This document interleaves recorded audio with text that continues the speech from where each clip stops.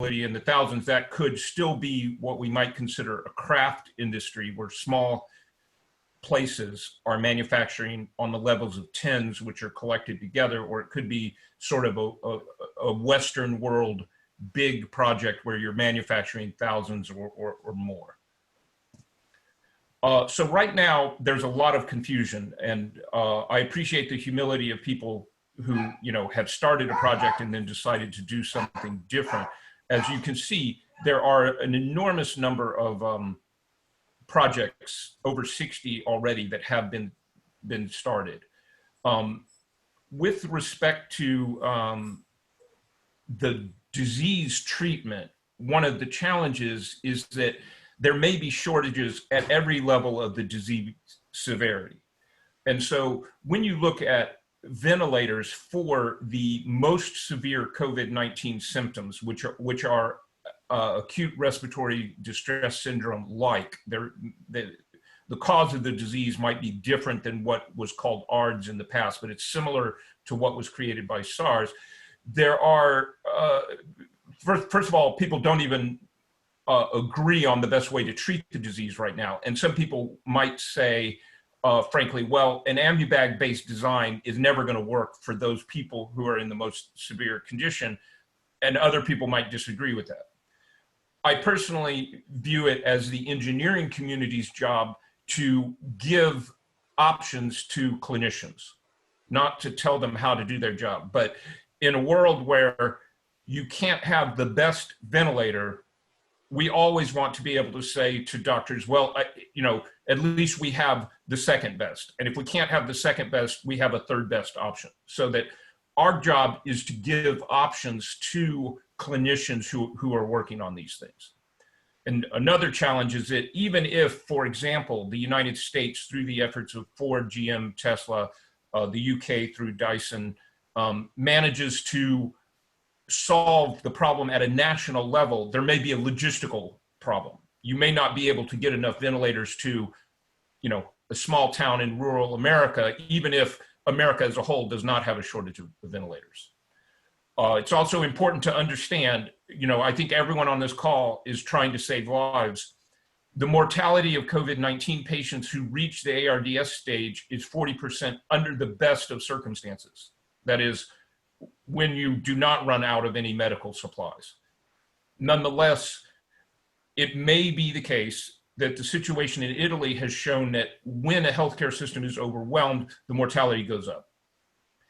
Manufacturers all over the world are ramping up globally. It's unclear exactly what they're going to be able to achieve. It's also the case that this puts significant stress on the supply chain already.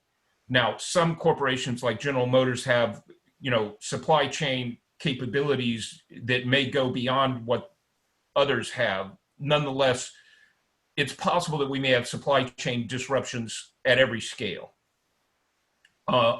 It's also the case that already many companies or countries are essentially saying, we're not going to allow any of our ventilators to be exported because we need them for our own purposes, which of course makes it more difficult to satisfy a hotspot need in a particular country. So there's so many unknowns about this that I don't believe we can relax and say, well, General Motors is going to solve the problem or Ford is going to solve the problem. So the fundamental question we need to ask is, when will a doctor deploy, or when will the FDA approve one of these rapidly manufactured devices?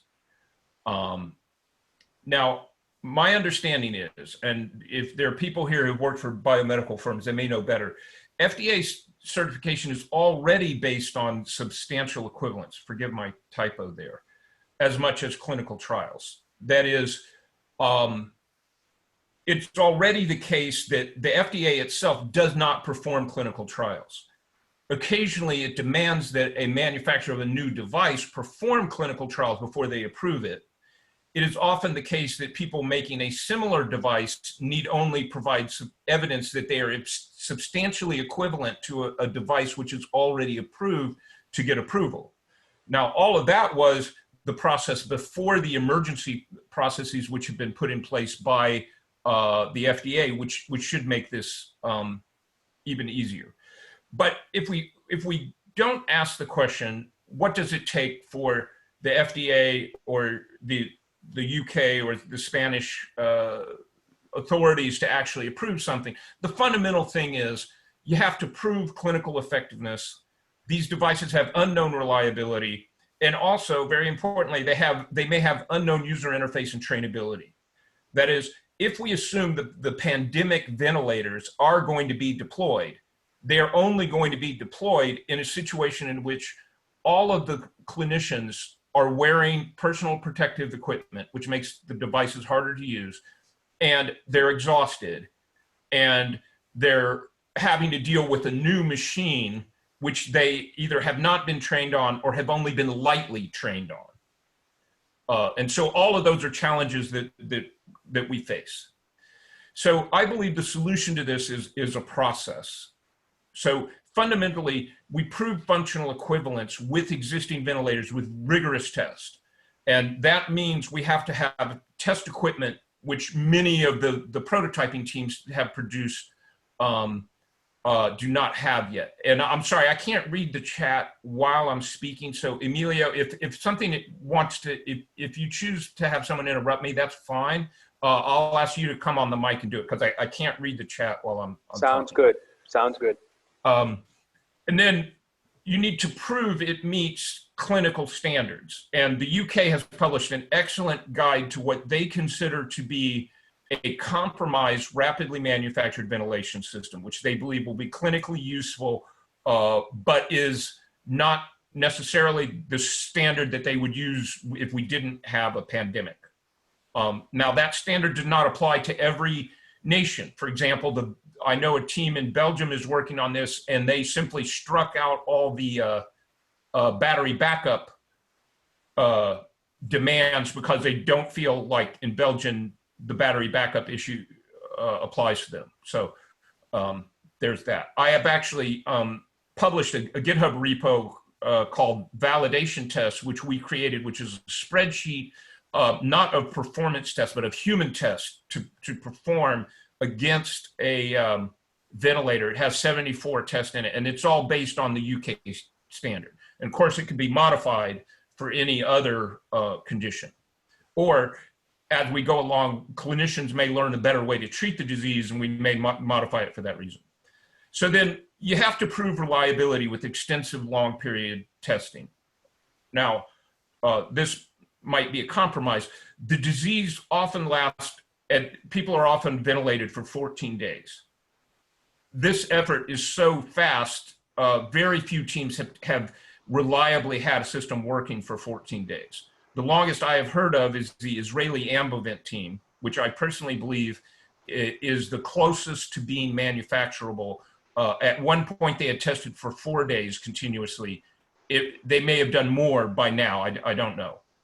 And then finally, we want to perform testing with an independent third party. Why? Because everybody wants to help. All of us have an incentive, at least all of us who are designers, to say, you know, my device is the solution.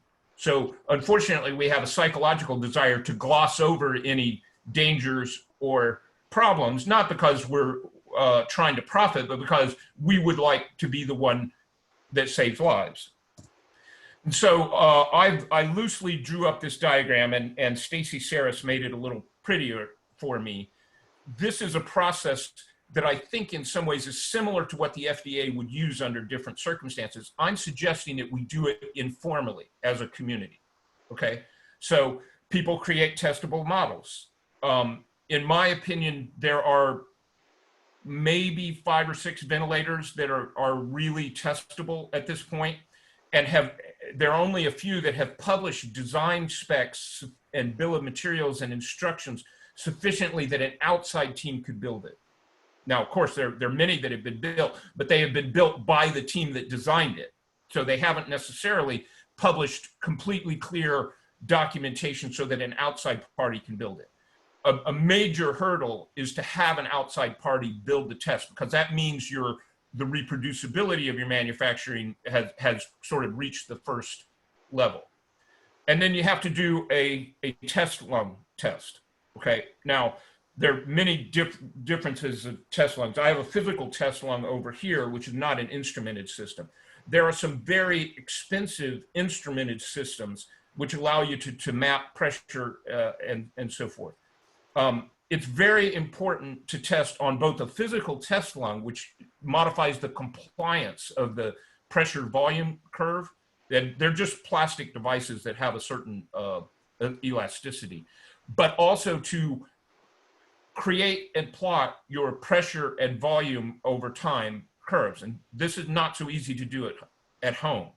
I have a project with some other people called VentMod, which is meant to do just that. We have a flow meter. And by the way, the supply chain for flow sensors is drying up already, which is meant to do that. My hope is to have it done. We're aiming for Friday or Monday to have a usable prototype that we're just going to ship to whoever asks for one. Of course, there may be equipment at hospitals that you can get access to, or maybe you can't. So then if it passes all of the tests, which includes the RMVS test and also tests like operating for 48 hours and only staying within the volume and pressure limits prescribed during that entire period of time, then a test team could give that design an informal design certification. For example, the AmboVent team in Israel has done what I consider to be extensive testing, but I don't trust them because I don't trust anybody. You know, it would be really nice to have, for example, an American team or a German team or a Brazilian team copy those tests and independently prove that the device works. Now, if you did this, it would be relatively easy to get money. At the time I made this chart, the US government hadn't really stepped up to this. I was thinking that this would be charities that would provide the money, but now I believe governments will provide the money for this. But of course, they would, if they're going to support manufacturing, they want to know that the device is going to meet the spec. And what we need to do is to provide that information. So when that happens in parallel, you can begin training. So training is absolutely essential to actual deployment. Now, this is going to be a lot lower level of training than would normally be required on these devices by the nature of the pandemic. Nonetheless, a certain amount of, you have to have a manual, maybe you should have a training video, you know, the thing like enough material for a clinician to train a hospital staff, let's say within 1 or 2 hours on one of these devices. And one of the things that is emerging, perhaps has not yet been absorbed, is that the user interface needs to be familiar in the sense that all of the terms and the knobs and the controls need to be very similar to existing ventilators, even if they're simpler, because we're providing a lower feature set than a $50,000 critical care ventilator. And that also needs to sort of be tested. And then people on this call may be able to address step 7, which is to answer the question, this design has been vetted, we have a complete set of parts, we know a team can independently build it. Can we scale it up on the scale of 1,000? You know, can a shop source things in the supply chain, but also, you know, do the things that allow it to be quickly on the scale of thousands that can meet it. For example, I'm terrible about this. I'm not a manufacturer, I'm a prototyper. You know, I solder things by hand, and you know, they're not necessarily repeatable by other people. You know, that it would be, you know, terrible to have a device that, you know, one highly skilled team can make as compared to a manufactured device. And then this would be presented to doctors, and the doctors would basically have a decision. And, you know, what I'm hoping is that there's a certain thud factor here, right? Like you say to the doctors, we have tested this and here's all of our test results, you know, and you drop it on the table. You know, we've done all of the homework that can be done. Perhaps we would give them even more data and test than a commercial ventilator would give them. And then finally, those things might be deployed in the sense that we give them to the doctors. The doctors may put them in a closet in their hospital and deploy them as the disease condition either forces them to or allows them to, depending on the state of the disease condition of the population that they're dealing with. So the idea is that this is distributed across multiple teams to both parallelize the effort, but also to make sure that at no point do you really have to have faith that a given team has done a good job, because everything has been verified by other teams. And so I would like to propose a new motto. Testing plus open source provides supply chain resilience. So in a world of supply chain disruptions, you may have to replace components. Now, replacing components is risky and complicated, but if your whole system is open source to begin with, it makes it easier to swap out components because everybody can see what the design is. Other people can say, well, all right, we're running out of a particular compressor or a motor. Can we use a slightly different motor? Well, you know, the answer may be yes, we can, because multiple teams can attempt to put a new motor in there. And if we have extensive testing capability in place, we can test that motor and be sure that it doesn't introduce any variability which is unacceptable. So open source by itself doesn't really give you the ability to swap out and deploy, but testing in combination with open source does. So I believe modularity is the key to this problem. Let's say in a worst case scenario, the manufacturers on this call might be able to solve this problem in a best case scenario. That is, they might be able to say, I can produce X ventilators per day. If X is all we need, maybe that's enough. But if we need 10X, then we have a problem, right? In a worst case scenario, we might need modularity to address the supply chain problems, okay?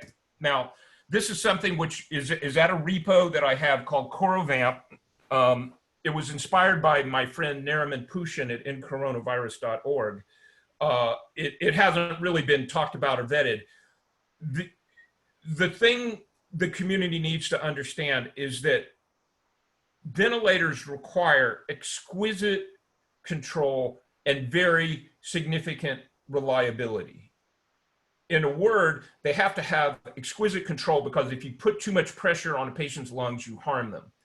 They have to have reliability because if it stops too often, the patient will die, roughly speaking. Now, all machines may fail under some circumstances, and in an ICU, there are alarms and there are ways that the staff can deal with a failure. But if the machine fails a lot and the ward is very staffed, this will create fatalities. So unfortunately, we're playing a high-risk game here, but so many lives are at stake. I feel like it's our duty to try to address this, even understanding that. So this diagram is meant to show an abstract physical model of a ventilator. And it shows the other side of the ventilator coin, which is fundamentally, ventilators are pretty simple. That is, there really isn't a lot of variability in these devices. So they're sophisticated, but they're not complex. They're not nearly as complex as an automotive engine, for example. I don't want to go into this right now, but this would be too much to talk about in the short time we have. But basically, there's always an airway. There's always an exhalation pathway. There's always an O2 valve in some way or another. There's always a mixing of room air with oxygen. All of these elements are present. There's always a display for control. There's always an alarm subsystem. Now, those things may vary widely between designs, but there's always, if you're going to have a clinically acceptable system, you can always sort of map it onto this model. There's a couple of questions here, Robert. Sure. A couple of slides back, so not the one about the diagram, but if you go one more, two more back, here's one question from Jeffrey. What is a timeline, days, weeks, months, etc., for those steps that you have outlined? Well, this is not a test, this is a process. If you mean the tests that are on the validation spreadsheet that can be done, that's based on the British RMVS standard, you know, you could do those in a day, you know, except for the reliability test, which, you know, the RMVS standard doesn't call out a reliability test. If you talk about this whole process, I would think the scale of this whole process would be weeks, hopefully not months. It'd be hard to do in days. The gentleman on the phone who's trying to manufacture an AMBA vent could perhaps answer that question. You know, the Israelis have produced a design. Other people, I don't know if if an outside team has even built one prototype yet, but in theory they could. I don't know how long it would take to perform the other test. If you had an AMBA vent and you had all of the test equipment and you had practiced performing the test, there's no reason it would have to take more than a day, except for the burn-in and reliability test. Did that answer the question, Emilio? I think so. Jeffrey said thank you here in the chat. There's another question from Brett. Has any open source ventilator group pursued FDA approval in the United States or elsewhere? I am not aware that any have pursued FDA approval yet. I have heard rumors that in other nations, Brazil and Spain in particular, people are submitting things to the government authorities there. They normally don't announce that when they're doing that. So I don't, there may be lots of that going on that I'm unaware of. Okay, and this actually goes to something that I was thinking about. It may be in addition to the spreadsheet that you have that's very thorough. Yeah. At some point, if it's something that you want to work on, or maybe somebody else can tackle this, Yeah. but it's to show at a very high level for all these different projects, who has actually completed some of these critical steps, like you're saying, who has actually had another group build their ventilator design and have it function the same way that the original group made it function, who has already received regulatory approvals. I know that Project Oxygen, OXYGEN, was approved by the Spanish government. There's another company that's currently undergoing approval in Spain as well called LEITAT, L-E-I-T-A-T. I know the MIT the MIT project has already completed their fourth test using animals, but I'm not really sure, like you're saying, what are the details behind the specific government approvals that they're seeking. And I think it would be good to have this in one place so that people that do want to participate in these projects can support or at least track these a little bit more closely. Thank you. Yeah, the time, I mean, isn't it wonderful that the time may be coming where we can do that? I published criteria for each of those scoring. The buildability score of 5 is when an outside team has duplicated your effort. So that is captured in the spreadsheet, right? In the sense that your score would become a 5 once that had been achieved. I've recently added a column for manufacturability in the thousands, but it's not filled out for every thing. Perhaps I should add notes or something on government approval when the time comes. So thank you. Great. By the way, some folks are asking for the link to your spreadsheet. So maybe after your presentation, if you can just add that to the chat so everybody can have it. Yeah, I'm sorry. So it's all at GitHub. If you go to GitHub and search for PubInv, P-U-B-I-N-V, and you'll probably find it. It's also called the COVID-19 Vent List, and the spreadsheet is a link inside that GitHub repo that you can reach. Somebody can probably post it. So one of the things that I think people in this call have already realized is that it doesn't make sense to have 60 or 70 people trying to make ventilators. What makes more sense is for us to diversify and modularize, and to have some people work on, for example, a monitor alarm tester. And that's what I'm doing with my VentMon project. You can search for that at GitHub.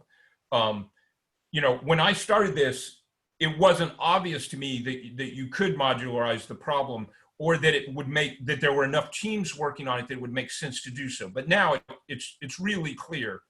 You can separate the different functions in a ventilator and have different people work on different pieces. So if we have 70 teams, each of which maybe has an average of 5 people on it, that's a lot of people working on this problem.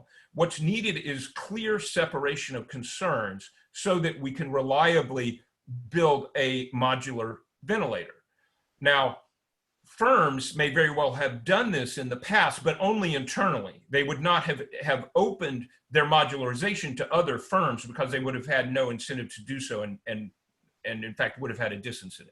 So I have not accomplished this, but I've started working on it. And so these are the modules that I can identify as, like, people should definitely think in terms of working on these objects separately. So the most important is the monitor. And by monitor, I mean, as the thing is working clinically, you can see the pressure and volume, so that a nurse or a clinician or doctor can observe the function of the system of the patient, whose lung compliance may be changing over the disease course with the ventilator.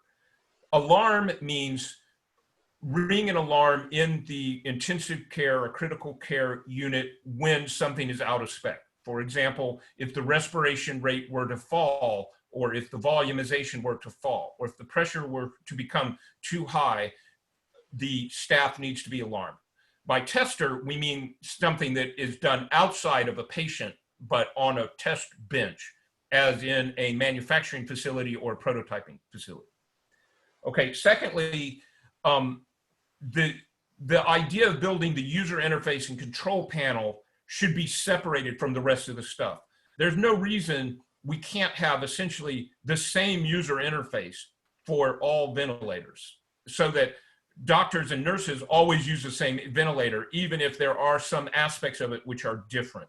There's no reason why we can't build a panel which is both physically and electronically the same, so that the knobs are always in the same place, so that, you know, a highly stressed person operating in a very stressful environment, like a patient dying, can, you know, do a good job operating the ventilator. The drive mechanism, whether you're using an ambi bag, a fan, a pneumatic thing, or a compressor, you know, it seems really important, but in some ways it's actually a modularizable component.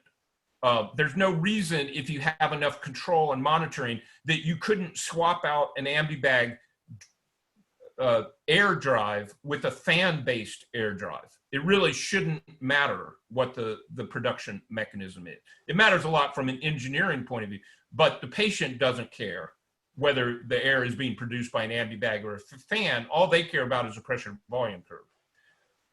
One thing that most teams have not yet reached is the nebulizer, humidifier, warmer.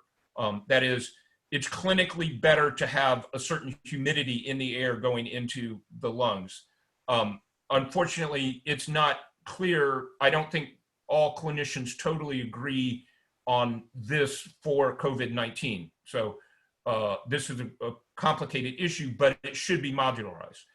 And then finally, always the specs call out, you have to have at least some control over the oxygen mix. The RMVS specs calls out, you have to have 50% and 100%. And it would prefer 10% ranges in that realm. Well, the oxygen blending mechanism, which in an ambi bag design would be ahead of the ambi bag or inside the ambi bag itself, could be modularized. So there's a lot to talk about here. One of the things when you talk about modularization is to create standards. Last night, I created a breath standard called the Public Invention Respiratory Data Standard. And the idea here is just to make a standard for how we count pressure and volume so that teams can interchange data. I don't want to go into that. That's just one example of the kind of standard that we need. So that doesn't exist right now with the existing ventilators that are in the market? No, it's a proposed standard that people would use. And I looked for an existing standard and I couldn't find one. There may be one, but in an hour of Google search, I couldn't find one. Okay. And that ends my talk, and I'll stop sharing my screen now. I'm sorry, I have not been able to read the chat. So Emilio, maybe you could moderate here. Yes, if anybody has any questions, please feel free to chime in. I have a question. Robert, I almost sense, and this would be very welcome, or at least our group would welcome it, that you're offering to coordinate efforts here.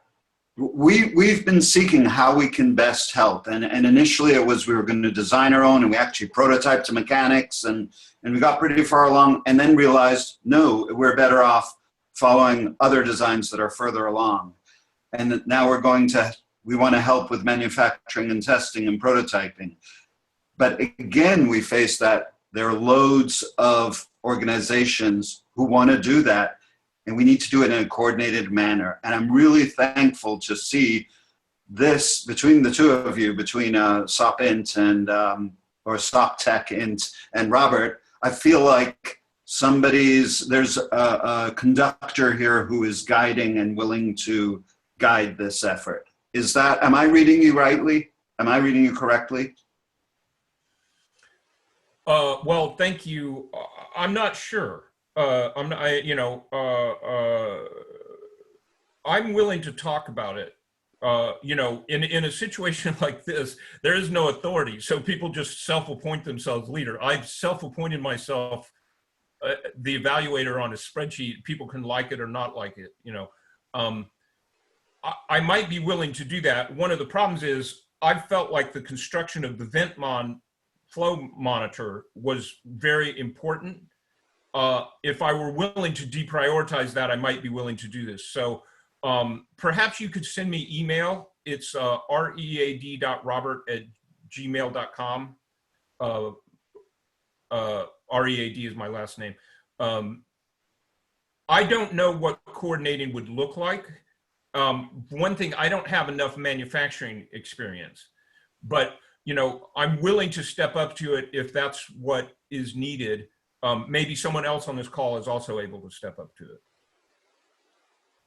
Yeah, so this is Emilio, kind of in the same situation, and I believe the same as Robert. There's a lot of work being put into this. I think in order to organize everyone, or even to organize a substantial number of groups, is quite difficult. It's a lot of work.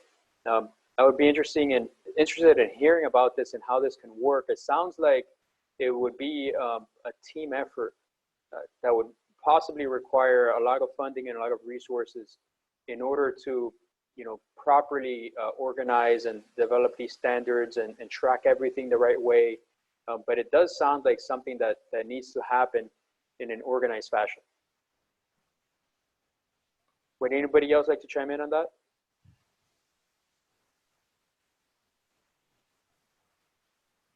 Nope. Okay. Any other questions for Robert? So let me just say on that issue, the one advantage I have is not knowledge, but this is my full-time job. I don't have a 9-to-5 job. I don't get paid by public invention, but I devote all my time to it. So I know some of you guys have day jobs. Many of the firms have been very generous in allowing their employees to work full-time or part-time on the ventilator issue. But of course, many people still have job responsibilities. Please send me email and let's talk about what that effort would look like.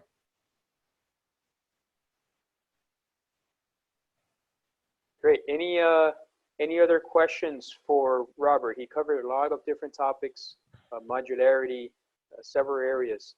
Please feel free to chime in either on the chat or by unmuting yourself. Sure. So it's Dr. Ivan here, and so I've also tracking a lot of the projects going on, and I think maybe 95% or so would end up hurting the patient or killing them. You know, it's not just about squeezing the bag. So I think it would be important to incorporate some kind of function of medical and, you know, how useful is the device in actuality. Emilio, can you answer that? I was not able to understand the question. Sure. So Jeffrey was saying that it would be very important to incorporate some, you know, way to make sure that the device is not hurting the patient, because based off of the current development, he sees that the devices aren't there yet. They're not there yet to be used. They're not at the point that they can be safely used with patients. So let me try to speak to that. I've got some essential reading, and now an Australian doctor has actually produced a better version called I forget what his is called, but at my website you can find his. Mine is called Super Simple Introduction for Engineers. And basically, you have to control the pressure and not let it get too high. Otherwise, you produce what's called barotrauma. Basically, you harm the small sacs inside the lungs of a person who has this disease, okay? But you also have to keep the volume high enough that the patient stays oxygenated, okay? So let me speak in a bald way just to make a point. You know, you can't just make an oscillating leaf blower and keep people alive that way. Fundamentally, it is just a compressor or a fan that turns on and turns off, yes, but it has to be very, very carefully controlled. And I didn't know that 21 days ago. Maybe, you know, someone else did, but many of the teams started out from a position of ignorance, understandably, because this is an emergency situation, right? They really hadn't done their homework about the disease condition. Everybody was trying to help. I think as a community, we now need to mature beyond that. The problem now is not, can we build motors that squeeze bags or can we turn a fan on? The problem is, can we reliably provide the control necessary to build such a device? And I hope as a community, we kind of now understand that. Great, great. By the way, going back to the topic of having some type of collaborative effort to address this issue of testing. I know that Robert, you and I spoke about it briefly. If anybody would like to participate in that, please feel free to chime in there in the chat and you know, make a note so that then the teams can collaborate, self-form some type of a group. And you know, I don't want this to seem like SOP Technologies is the one leading this effort. It's actually quite the opposite. I'm trying to help other groups to collaborate and get things done and move faster. So please feel free to add any comments there in the chat. So continuing on the other topics, Robert, I was looking at the numbers for the United States, and you know, reading the news as most of us are quite often, and it seems like the peak, so to speak, of this virus, at least in the United States, is very fast approaching. But if we want to have ventilators, emergency ventilators ready on time, it just doesn't seem too realistic. Like we're going to make that, we're going to have them ready, tested, you know, prototyped, built for the United States, maybe for other countries. But what are your thoughts around that? Well, it's a good question, and may God have mercy on all of us.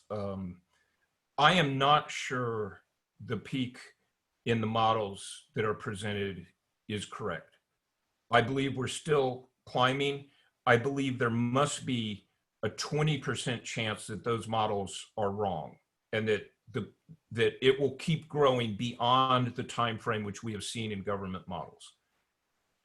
I say that I'm working on my own modeling effort. The IHME, which is a very influential model shows the curve happening on April 17th.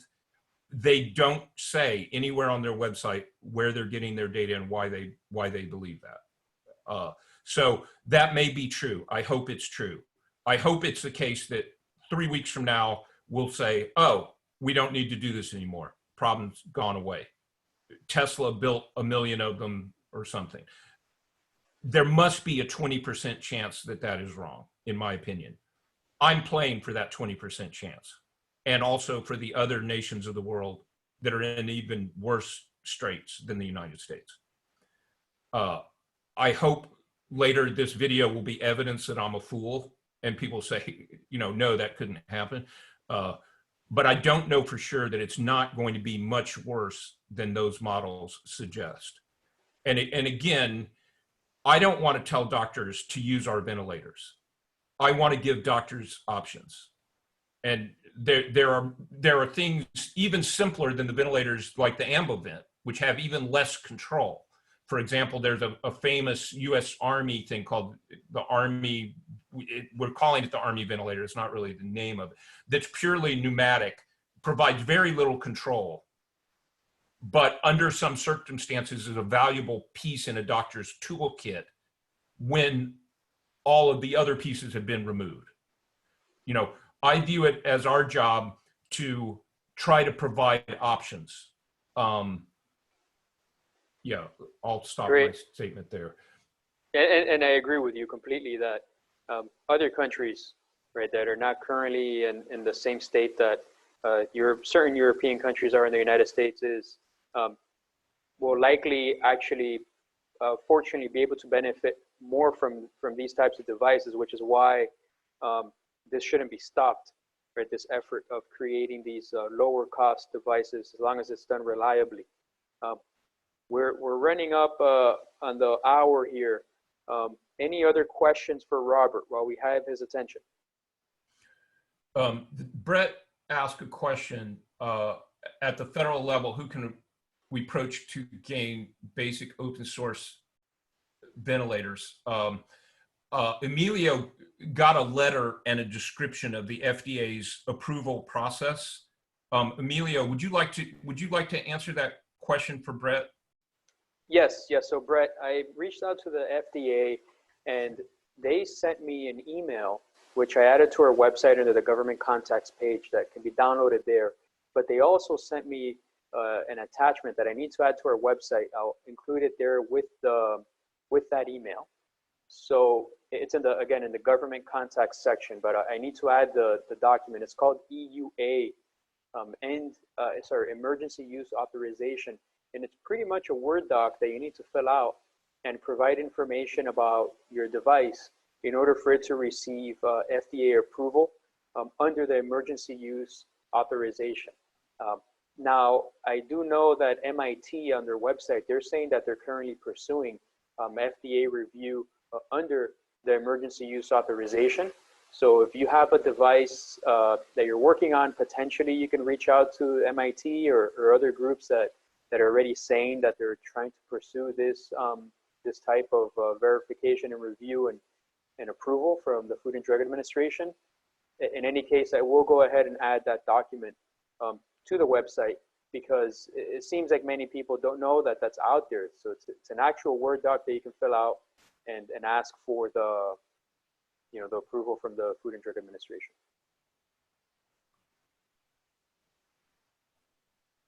Okay, any other questions for Robert? Please feel free to unmute yourself.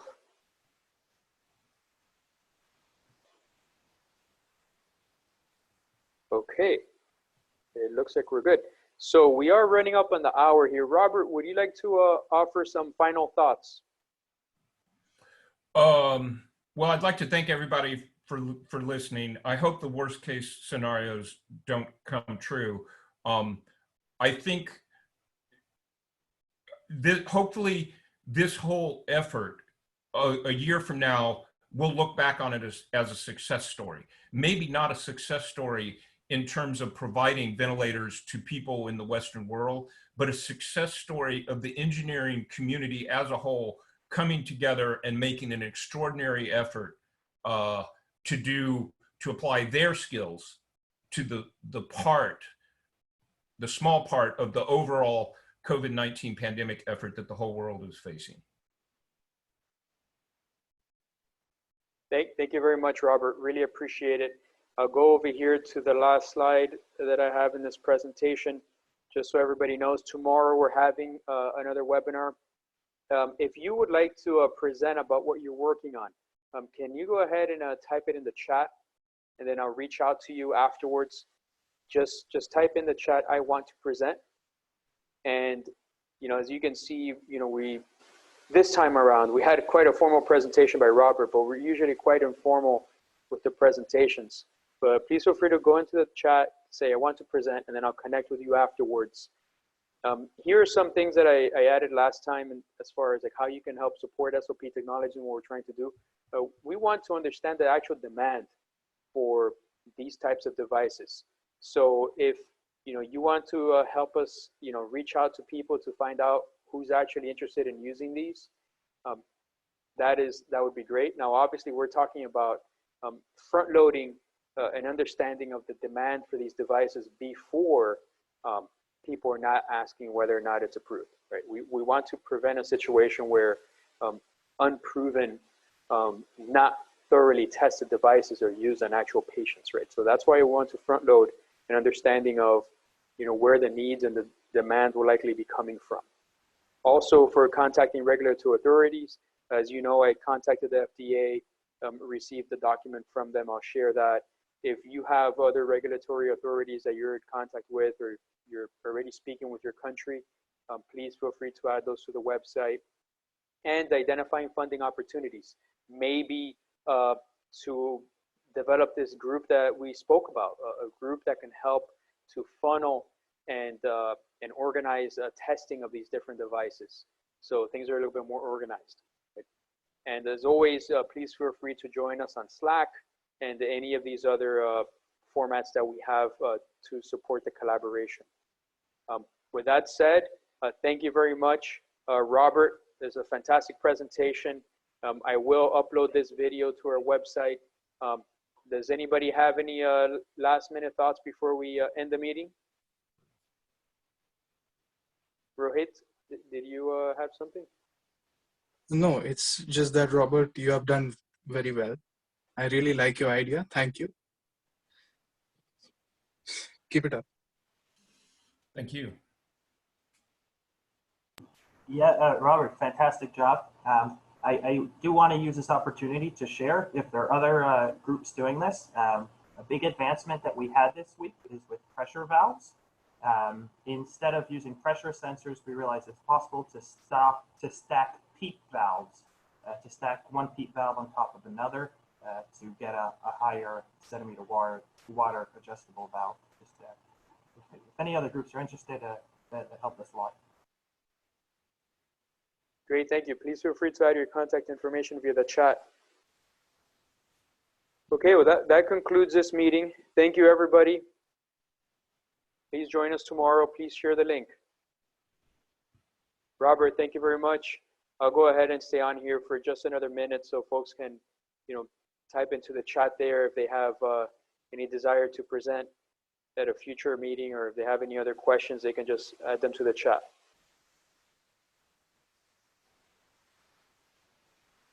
So again, I'll stay here for just a few more seconds, but the meeting's over.